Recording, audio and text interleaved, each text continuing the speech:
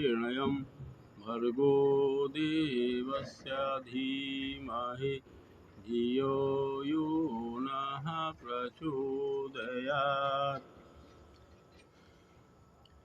वंशी विभूषित करान्नवनीरदाभात् पीताम्बरादरुणबिम्बफलाधरोष्ठात् पूर्णेन्दु सुंदर मुखादरविंद नेत्रात् कृष्णात् परं किमपि तत्त्वमहं न जाने।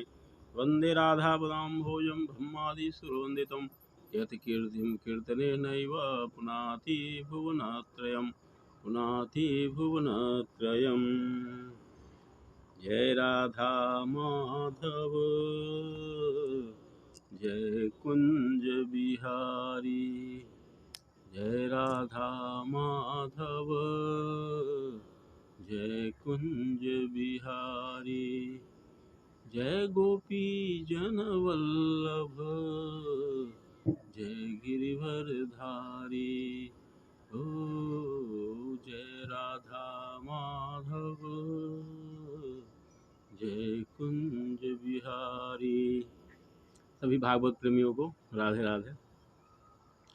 हम लोग दसम स्कंद की कथा का श्रवण कर रहे हैं, भगवान की बाल लीलाओं का श्रवण कर रहे हैं, चर्चा कर रहे हैं और इस तरह से भागवत रस का पान कर रहे हैं। भगवान की माखन चूड़ी की लीलाएं का हम लोग श्रवण कर रहे हैं और ये इसकी चर्चा कर चुके हैं कि भगवान की माखन चूड़ी ये गोपियों की पूजन पद्धति है। इस बात को हमेशा हम लोग याद रखें। 1.5-2 साल का बच्चा क्या चोरी कर सकता है? और चोर कोई चोरी करने जाता है तो बोल करके जाता है, समूह में जाता है, हल्ला करते हुए जाता है, तो फिर चोर कैसे हुआ? ये तो गोपियों के प्रेम प्रकट करने का एक तरीका है। और माता से शिकायत इनकी शुरू हो गई। माँ से शिकायत करना भी पूजन पद्धति है, कहीं भी कोई शिकायत नहीं है। गोपियों को पता था कि यशोदा मैया के घर में 9 लाख गायें हैं, उनका बच्चा क्यों चोरी करेगा?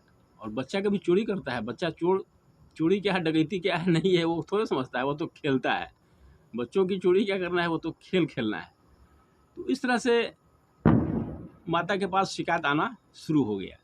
ये भी गोपियों की पूजन पद्धति है, ताकि किसी तरह से भगवान में मन उलझा रहे।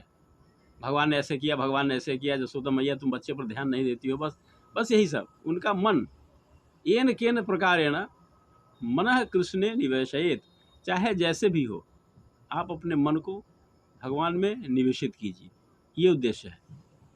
तो माखन भी उसी तरह रखती कि कृष्ण आवे, इंतजार भी करती कि कृष्ण हमारे आंगन में आवे, और शिकायत भी करती जा करके। तो इस तरह से उनका 24 घंटा घर का काम करते हुए कमल का फूल जैसे जल में रहता है, उस तरह से अनासक्त भाव से घर का कार्य करते हुए सारी आसक्ति उनकी कृष्ण में होती थी। तो मैया के पास शिकायत आना शुरू हो गया कि देखिए ऐसी सी बात है, ये माखन चोरी करता है घर में आकर के, खुद भी खाता है और अपने सखाओं को भी बांट देता है, बंदरों को भी खिला देता है। बताओ यशोदा मैया, हम लोग क्या करें, कैसे रखें, कैसे हम लोग क्या कर सकते हैं? तो भगवान डांट भी सुनते उनसे। ये सब उनकी लीलाओं का एक अंग ही है। और जब पकड़ाते कभी तो सबको झूठा साबित करते, यहाँ तक कि कहते कि नहीं, ये जितने भी लोग यहाँ खड़े हैं जो शिकायत कर रहे हैं मेरी, सब झूठी बात है, मैंने माखन नहीं खाया है। बस यही उनकी बात होती। और हर तर्क देते लोगों के सामने। कहते कि गोपियाँ देखती कि अंधेरे में जब घुसता है घर में तो इसके चारों ओर प्रकाश रहता है। इसके हाथों में जो कीमती पत्थर है, पद्मराग के जो आभूषण है, उसमें इतना प्रकाश निकलता है कि उसी प्रकाश में वह देख लेता है कि कौन सी हांडी कहाँ रखी हुई है, और चोरी करता है और बांट देता है। पकड़ाने पर दूसरों को भी जो है गलत साबित करता है। अगर कुछ ऊंचाई पर छीका टंगा हुआ है तो उखल ले आता है, आंगन से उठा करके उखल पर चढ़ जाता है। उतने पर भी न पहुंच पाए तो किसी मित्र के कंधे पर चढ़ जाता है, कभी छेद कर देता है, कभी उतार लेता है, कभी फोड़ देता है। इस तरह से वो छोड़ता नहीं, जिस घर में घुस जाए अगर वहाँ देखे तो उसको ले ही लेता है। और इस तरह से प्रतिदिन माँ के पास शिकायत आना शुरू हो गया। और यही इसके बाद से बस भगवान की जो लीलाएं थी वो होती चली गई। अब ये गोपियाँ कोई साधारण स्त्री नहीं थी गोपियाँ। इन्होंने पूर्व जन्मों में बड़ी कठिन तपस्या की थी, बस इसीलिए कि कृष्ण का सानिध्य मिले। गोपियों का भी कई वर्ग है। अब इसमें एक दो उदाहरण मैं देता हूँ, आप इसके अनुसार ही आप अनुमान कर लेंगे कि किस स्तर की गोपियों की साधना थी।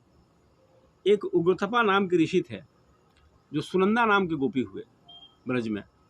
उन्होंने 100 कल्प तक भगवान का सानिध्य प्राप्त करने के लिए तपस्या किया था। 100 कल्प।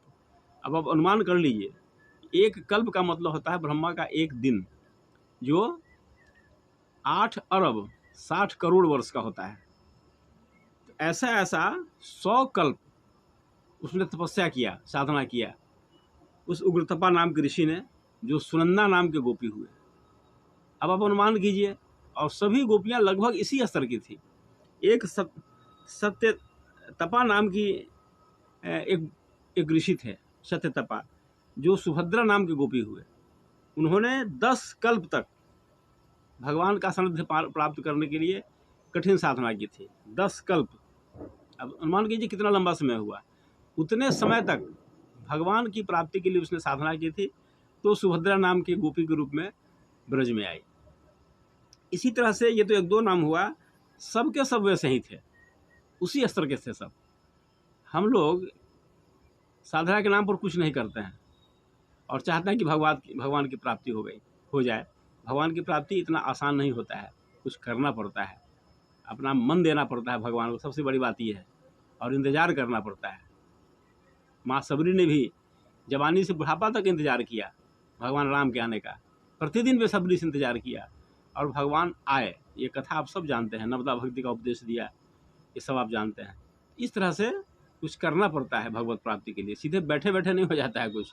आइए आज इतना ही।